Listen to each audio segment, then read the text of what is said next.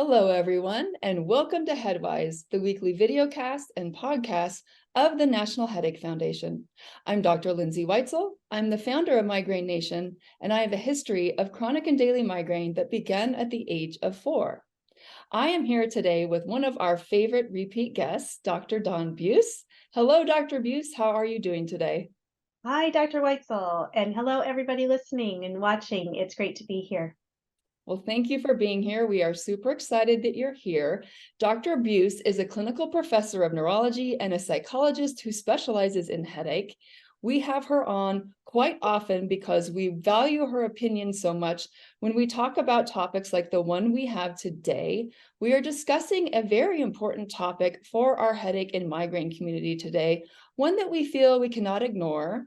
Suicide Awareness Day is this month, and we wanted to use this time to discuss suicidal ideation and suicide in our community.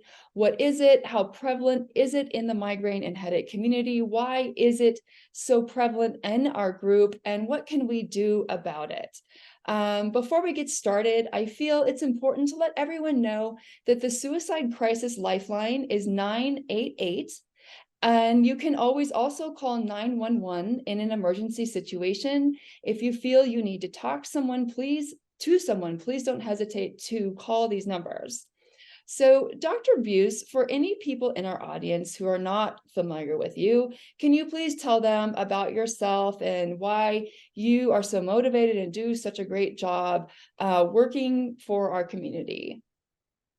Well, thank you. I am a psychologist, so I get to do work one-on-one with people living with migraine, other headache diseases, other chronic illnesses, as well as I'm a researcher. So I get to gather data from literally, at this point, hundreds of thousands of people living with headache diseases and other illnesses. And it's always really exciting and interesting to me to see how they really blend and complement each other. And in the time that I've been working in the headache field, which is about 20 years now, we have seen so many accomplishments and developments. We've learned so much and understand so much more about migraine, about cluster headache, new daily persistent headache, and tension type headache. We have seen the development of new therapeutics, be they pharmacologic, behavioral, neurostimulation. It's really an area of hope and of progress, rewarding field to be in. So that's really where my heart is.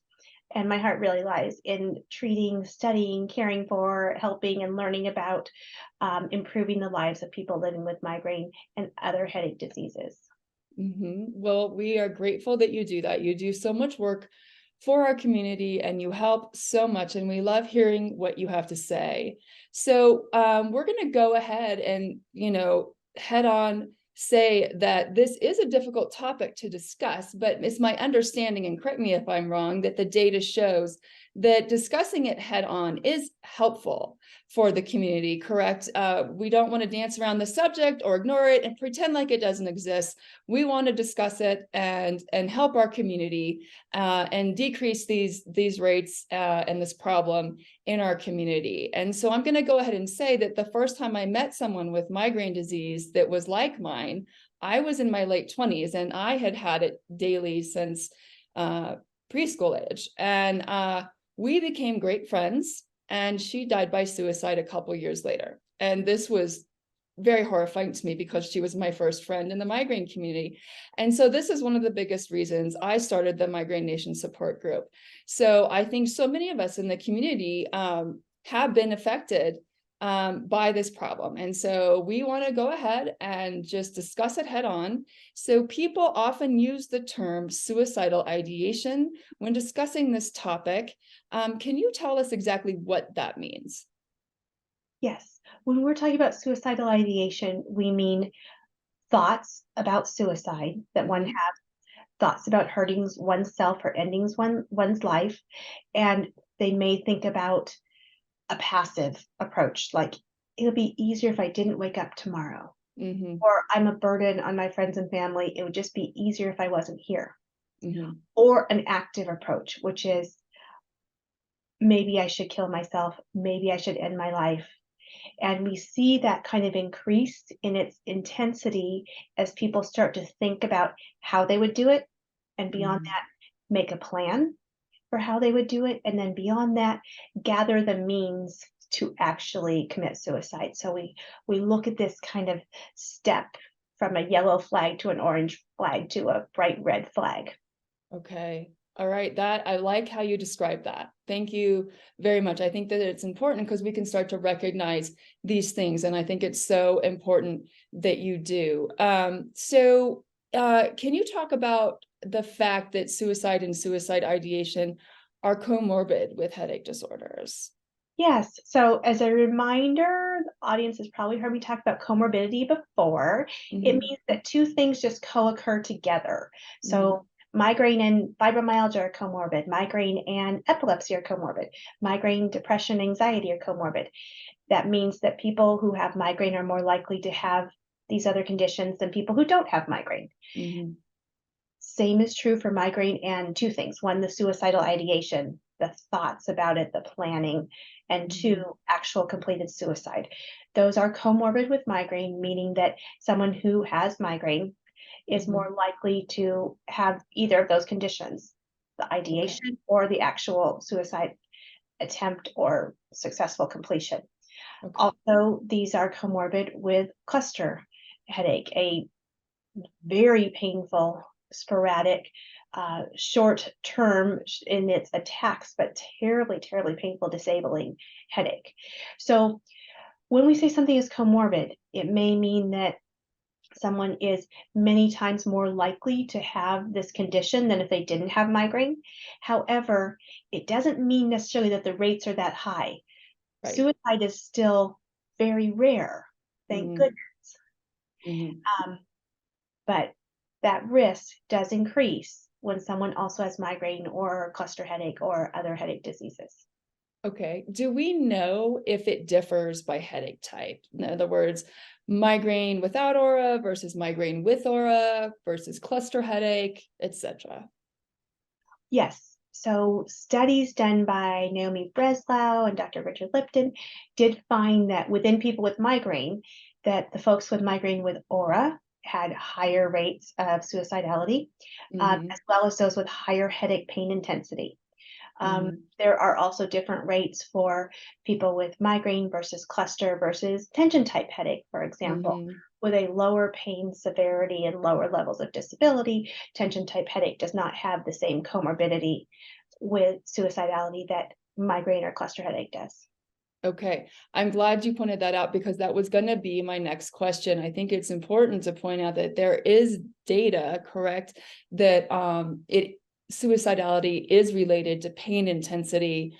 And I think that becomes very important when we do talk about cluster headache, which is known to be the most painful condition in mankind, correct?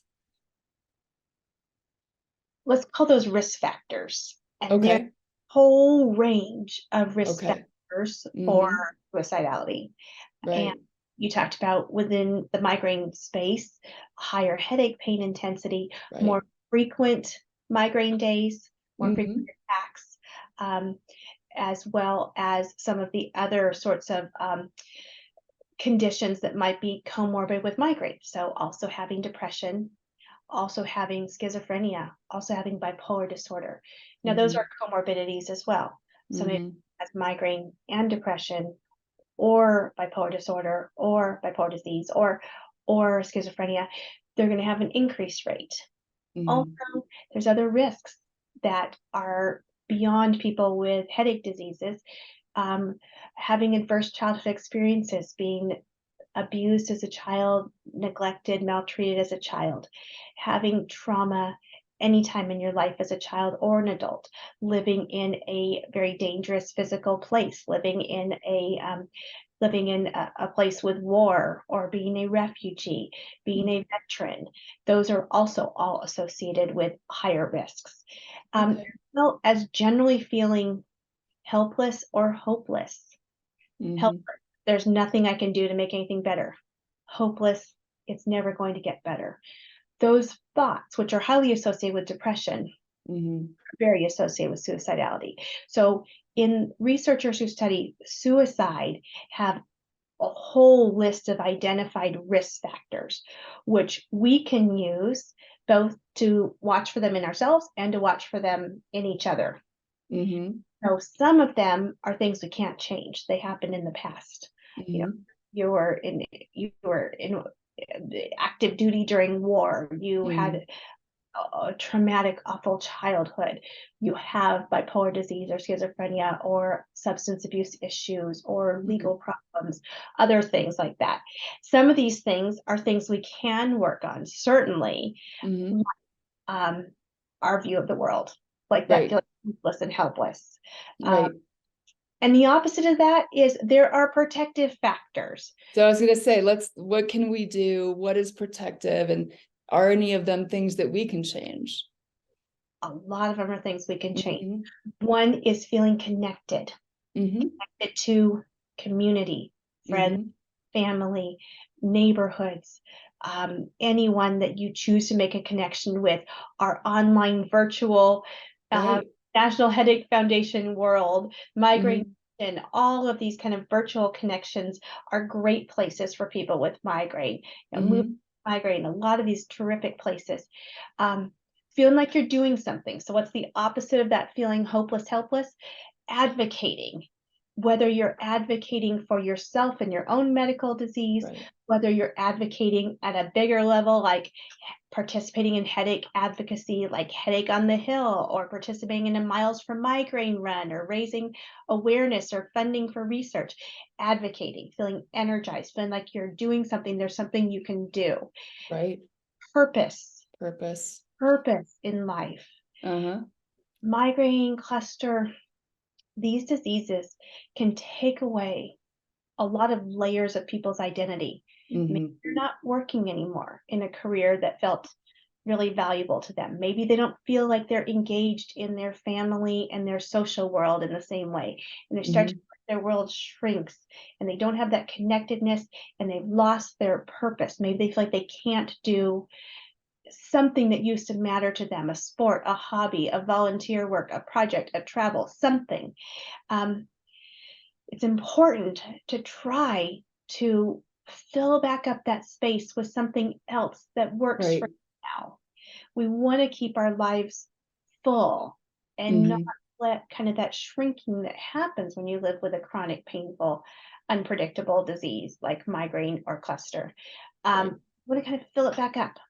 So these Yep. are all of our protective factors, as well as our good, healthy lifestyle habits that actually help with headache diseases. So enough sleep, eating healthy, exercising, managing stress.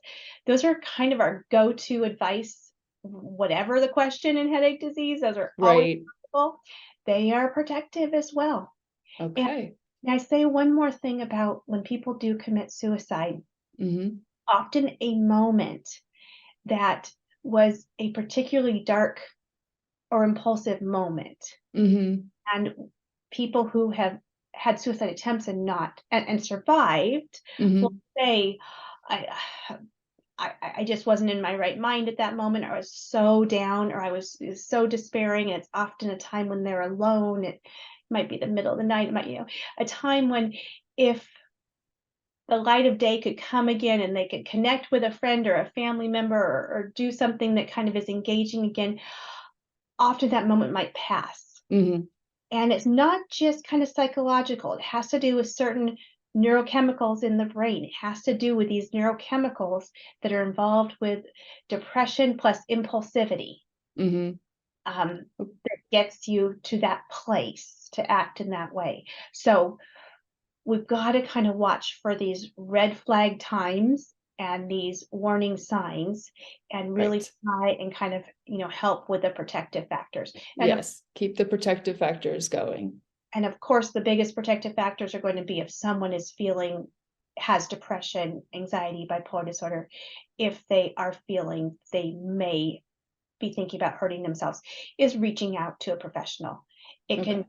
a primary care professional, it can be psychiatrist, psychologist, or in the moment, like you said, calling 911 for an in the moment emergency, or 988 at any time for support.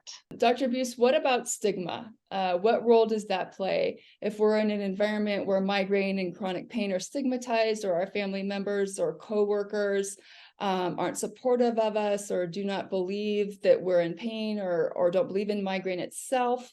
Is this thought to put people at greater risk of a suicidal ideation, etc.?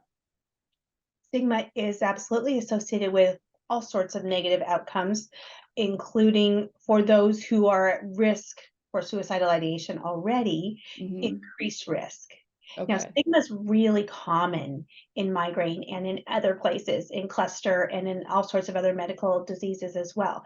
And stigma occurs in 2/3 or 3/4 of people living with migraine. We haven't done the work in cluster, but I'm going to venture to a guess that it's also high. So it's Mm-hmm. not that everyone who experiences stigma is going to have suicidal ideation. Right. But let's flip that for someone who may be at risk of suicidal ideation for various reasons, from their biology, from their history, from how they're feeling, their comorbidities, maybe including things like depression or bipolar disorder or schizophrenia. Adding stigma in the mix is really, really increasing their risk in a negative way. And if we flip that, having a supportive community, family, healthcare professionals who are going to be helpful and try and treat both the migraine as well as the suicidality is really helpful. So, Mm-hmm. stigma really is the enemy of good outcomes in Right. many ways. Um, Right. Stigma is also just generally associated with worse outcomes for people who have suicidal ideation because they may not feel comfortable talking about it, seeking help, getting Mm-hmm. care.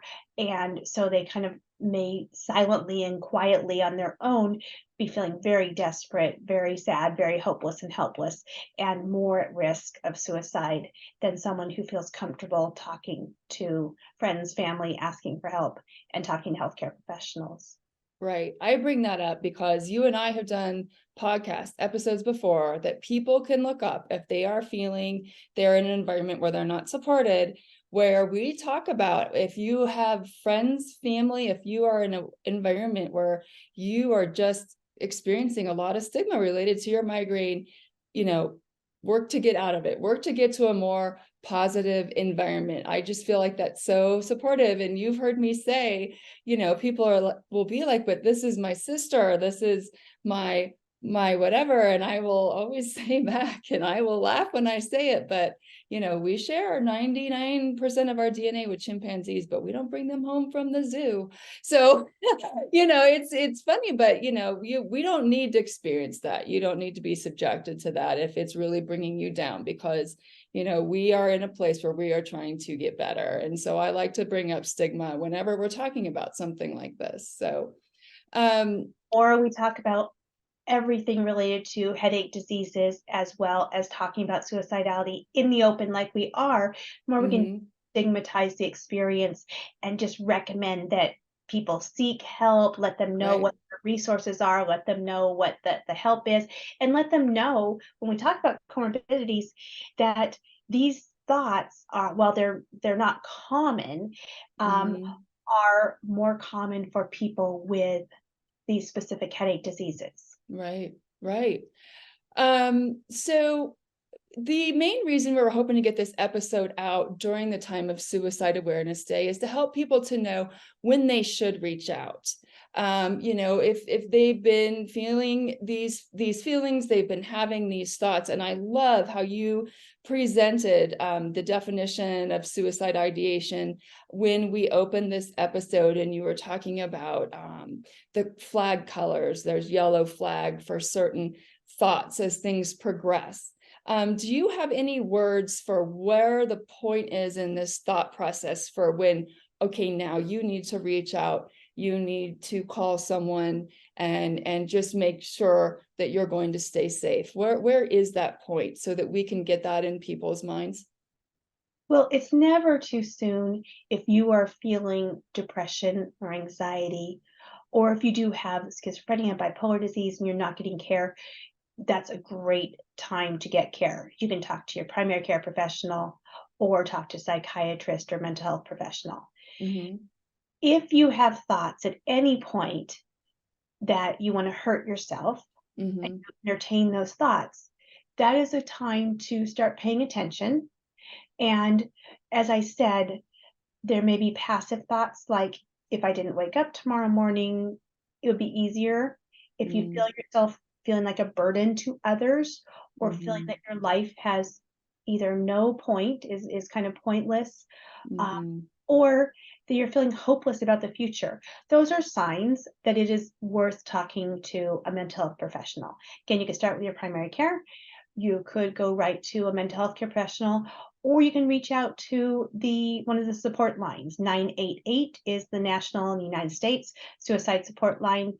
But there is also other support lines. There's a support line for people of color. There's support lines for LGBTQ plus individuals. If you want to find a support line that might even feel a more natural fit for you.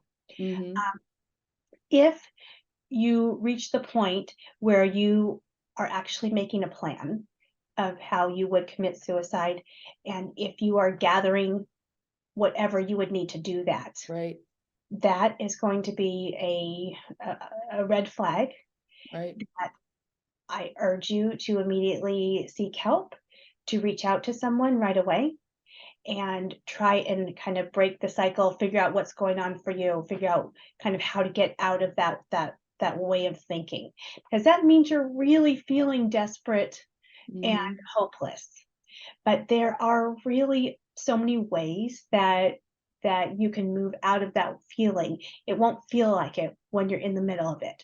But Right. please know that there are a whole range of treatments, talk therapy, medication therapy, um, all sorts of things that you can do, including things like the healthy lifestyle things, getting out in the sunshine, Hmm. moving, exercising. Your doctor may check your vitamin level and your hormone level. There's so many things that may not be balanced for you that with some help can get better. Right.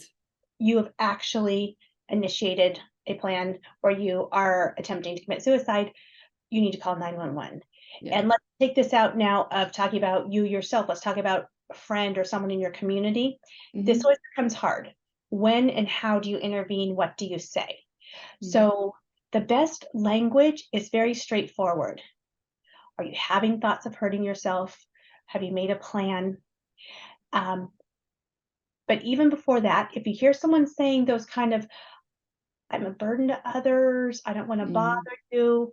I don't need to be here. My life is pointless. If you're hearing that kind of burden, worthless, pointless, if you're Hmm. hearing that kind of trifecta of feelings from a friend, Right. um, that is worth asking them more, Right. checking with them. How are they doing? Right. And you can also call the support line, the 988 line, as a friend or family member Right. and get advice and run the specifics by a counselor on the phone. Right. So there's no need to wait on that. You can call, you can also text. It works either way, whatever you're comfortable with, and it is anonymous. So whichever way is easier for you to start to talk to someone, you can get some advice from a trained counselor about how to proceed. Okay. All right. Well, we've covered if you're worried about yourself. We've covered if you're worried about a friend or family member. Um, Thank you so much. We've learned so much about the association between headache disorders and suicidal ideation and the definition of it, etc. And I hope that we've helped some people and helped people understand. So thank you so much for being here today, Dr. Buse, and thank you everyone for listening. And please join us again next week